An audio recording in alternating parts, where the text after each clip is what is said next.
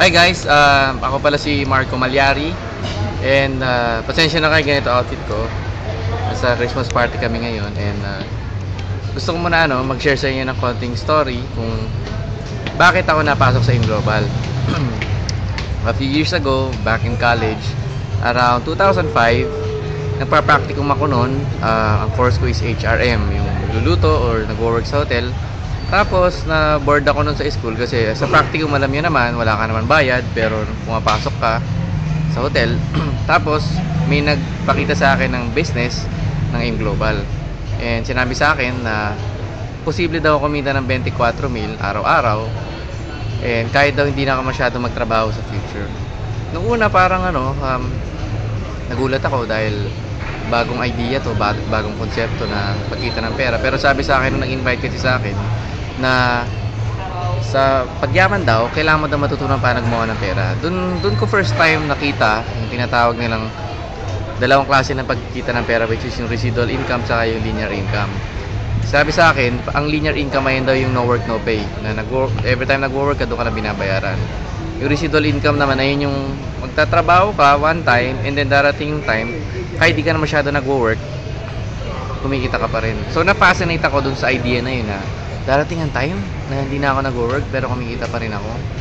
So yun naman ako, nag-research muna ako. Fortunately dun sa school ko saan ako nag-aaral nun, sa College of St. Benilde, sa entrepreneurship class namin, tinuturo yung cash flow quadrant ni Robert Kiyosaki. And dun sa isang chapter dun, diniscuss yung iba't ibang klase ng business, which is number 1 yung corporation daw, yung traditional business, next yung franchising, and last yung network marketing, which is na open lalo yung mind ko kasi uy, ito yung in-offer sa akin nun sa AIM Global, maganda pala. So ginrab ko siya. Una ko ma-invite nun mga friends ko, mga klase, usual ayaw dahil nga daw scam or hindi daw nila linya yan. Hindi nila nakikita yung vision ko noon na dumating yung time na hindi na ako masyado nag-work pero kumikita pa rin. So tinuloy ko lang siya kasi sabi ko sa sarili ko, if susundin ko yung path na ginawa naman na una sa akin, which is nag-empleyado sila 5, 10 years, 20 years down the road, they're still working. Sabi ko ayoko nang ganun kasi may pagkatamad kasi ako. So sabi ko, if meron naman isang way na pwede ako kumita na malaki rin pera na kahit di ka na masyado nag-work sa future, ayun yung gusto ko. So talagang finocus ko yung mind ko sa AIM Global nun kasi sabi rin ng mga nababasa kong successful na authors, mga billionaires, sinasabi nila na if ever man daw magbubuhos ka na rin ng panahon sa paggawa ng pera, dun na daw sa path o sa avenue na darating ang time, hindi ka na mag-work.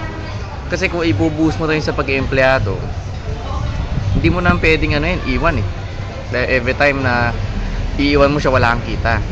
So finocus ko yung mind ko doon, finocus ko yung buong energy ko sa paggawa ng business AIM Global kasi nakikita ko nga na in a few years time pwede ako magkaroon ng passive income.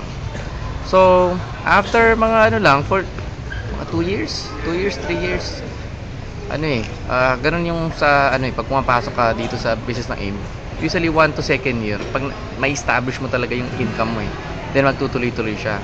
So nung ginawa ko siya noon, napansin ko yung pagbabago. Una-una, dati magkano lang ba ako na sa school, 150 ganyan.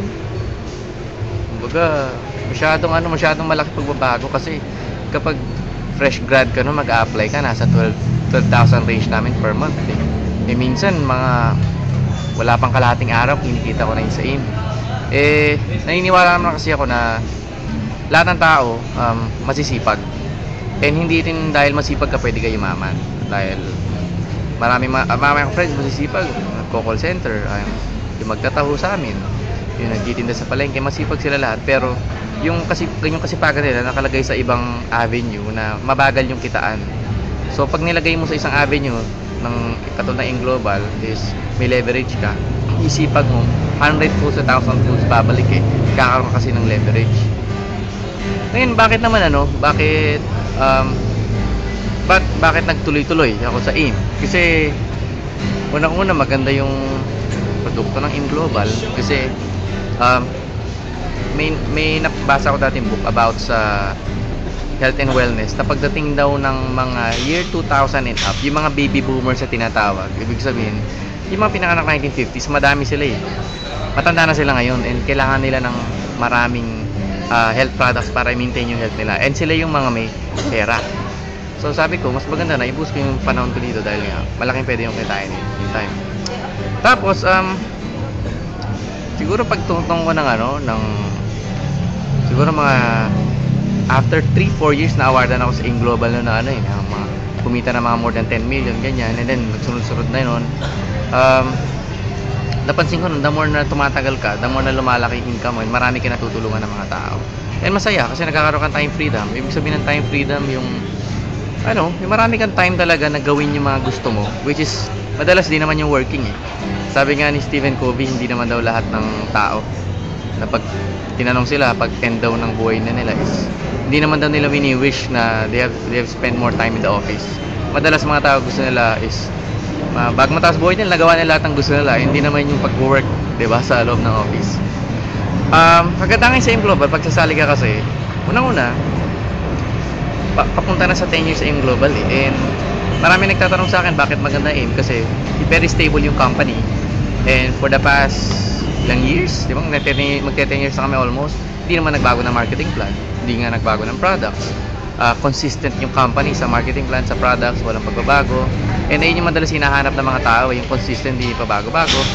Tapos mahirap kasi mag-join sa mga bagong company. Ako noon, start kami sa AIM. Nako, wala kaming produkto na una. Tapos syempre yung company nagba-budget pa dahil nag-i-start pa lang. Hindi ganun kadami yung mga products, mga outlets, and nahihirapan kami talaga mag-network noon. So, kung naghahanap ka ng company, mas maganda sa establish siya kasi pag nandun ka sa mga bago pa lang, hindi pa nila alam yung pasikot-sikot eh. Hindi pa sila dumaan doon sa experience. And alam niyo naman na mas masarap sumasama sa mga tao may experience, sa mga company may experience compared sa mga nag-i-start. Dahil nga masyadong risky. May study na ginawa dati na usually mga networking companies, 3 to 5 years testing period nila yan. Ibig sabihin, doon malalaman kung stable talaga. Fortunately, AIM, tumawid na doon. Magte-10 years na eh. So, ang next ng dahilan bakit masarap sumali sa AIM. Right now kasi, kung nag-start ka sa mag-network, minsan, mahirap yung ikaw lang lagi ang power sa company. Unlike sa AIM, ang dami. Ako nga, alos di na ako masyado nag-share ng story ko dahil ang daming success stories. Minsan, hindi na rin ako nag-OPP kasi ang daming video na pwedeng OPP. Ang daming seminars all over the Philippines, hindi lang sa main office, saka all over the abroad. So, mas mabilis ka mag-leverage. Ang gagawin mo na lang, sasabihin mo sa mga invite mo, meron kaming OPP or seminar sa ganitong lugar, pupunta na lang sila. Everyday sa buong Pilipinas meron ganun. And hindi nagagawa ng mga startup companies. Why? Because wala pa silang enough budget, wala silang ganong karaming top earners, wala silang ganong karaming speakers. Meron tayong training team, may marketing team na every week umiikot sa buong Philippines, sa buong mundo, nagko-conduct ng mga seminars, sa mga trainings. And alam nyo guys, isa sa mga sikreto sa pagyaman sa network is dapat yung company nagko-conduct lagi ng trainings, nagko-conduct lagi ng mga seminars. Kasi kung ikaw lagi as a leader, mape-burnout ka din eh. Hindi mo kaya na 1 year ikaw lagi nag-OPP, ikaw nagte-training, may pamilya ka din. 'Di ba? Meron ka din mga ibang ginagawa. Ayun yung mga challenges pag startups. Unlike sa AIM, ang dami. So, as a networker, mas nale-leverage ka, mas dumadali yung buhay mo. Kumbaga, noong unang panahon, parang pumunta kami sa gubat, tapos may dala kaming machete, gano'n. Tinabas na namin lahat ng talahib para sa future na mga magiging members ng AIM, madali na lang para sa kanila. Okay? Especially pag nag-i-start ka talaga, mahirap mag-OPP, hindi ka marunong mag-training. Diba? Yun yung mga napaka-crucial sa pagpalaki ng network. Right now, ino-offer na AIM Global yun sa lahat ng members for free. Okay? So, another example, reason kung bakit maganda pumasok sa AIM Global ngayon is I think tumungtong na tayo sa more than 1 million na distributors. Okay? Which is malaking effect kapag pumapasok ko sa isang company. Na-experience mo na pumasok ko sa isang office tas walang katao-tao. Ano sasabihin na invite mo? Scam ba to? Walang tao, di ba? Like sa AIM, pumasok ka doon everyday, masyashock ka. Sobrang dami ng tao doon. Minsan di mo na kailangan explain yung OPP dahil sasabihin ng kausap mo, "Oy, daming tao dito ah. Siguro maganda talaga to." Di ba? So, ayun yung isang powerful na effect na magagawa mo as a first timer. And also kasi, dahil nako-conduct yung AIM Global na iba't ibang seminar sa buong mundo, natutulungan ka na, for example ito isang startup company, okay? Meron ka invite sa Japan, meron ka invite sa Amerika, may invite ka sa Europe, may invite ka sa UAE, may invite ka sa ibang parte ng mundo. Eh kung wala kang office doon, tapos in-invite mo sila, sasabihin nila, scam yun. Diba? Tapos wala nag-OPB na walang titiring, parang lalaki grupo mo doon. Ito yung global. Sa yung global, right now, ang dami na naming offices sa sa Middle East, sa Europe, sa Africa, sa Asia. Kung ikaw nasa Philippines ka, tapos may invite ka doon, pupunta na sila sa office. Yung seminar doon regular, meron doon training regular, sigurado yung grupo mo doon puputok. Which is hindi yung magagawa pag mag-isa ka sa isang company na wala pang ganong klase system. Kasi hindi naman magre-raise isang bagong company na magpadala doon ng speaker na hindi pa sila kumikita. Ay dito sa AIM, mas pinapadali na para sa inyo. Okay. And lastly, isang reason bakit maganda pumasok yung global kasi nandito ako. Okay, kasi for example sa grupo namin, ini-encourage namin na yung mga tao hindi lang kumita ng pera, kundi improve din yung buhay nila. Kasi hindi lang, parang naniniwala ako na hindi lang pera ang kailangan mo dito sa mundo eh. Marami kang kailangan i-develop sa sarili mo and isang avenue lang yung pera yun. Naniniwala ako sa balance na life.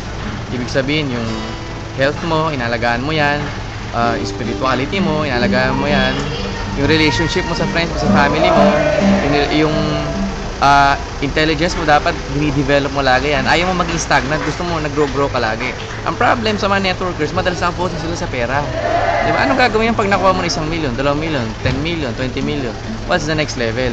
So, napansin ko ron, nag-start na kumita, is ayun yung nakakaligtaan madalas sa mga tao, i-develop yung mga areas ng buhay nila. Kaya marami ako nakikita ng mga networker, kung ano binibili, kung ano ginagawa sa pera, ginawaldas na lang, di ba? Or minsan nagda-drugs na.